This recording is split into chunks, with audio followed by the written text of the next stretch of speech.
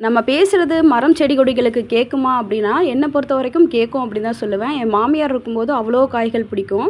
தோட்டமே வந்து அவ்வளோ பசுமையா இருக்கும். என்னோட பழைய வீடியோஸ்லாம் பார்க்கும்போது எனக்கே ரொம்ப ஆசையா இருக்கு. அவங்க இருந்தாங்கன்னா இத விட நல்லா பராமரிச்சுப்பாங்க அப்படின்னு சொல்லிட்டு.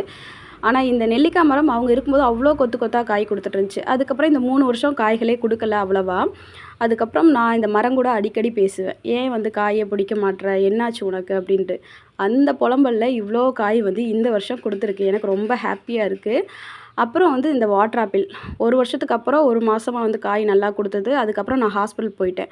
வந்து பார்த்தா மரம் ஃபுல்லா மொட்டையா இருந்துச்சு. ரொம்ப கஷ்டமா இருந்துச்சு. இதுகிட்டயும் அதே மாரி கேட்டதுக்கு 3 மாசத்துலயே எனக்கு காய்கள் குடுக்க ஆரம்பிச்சுருச்சு. உங்களுக்கும் இந்த மாரி அனுபவம் ஏதாவது இருக்கா? அப்படின்னு சொல்லுங்க. இந்த பூ பார்க்கறக்கு ரொம்ப அழகா இருக்குல்ல. இது வந்து வெல்வெட் அவரையோட பூ தான்.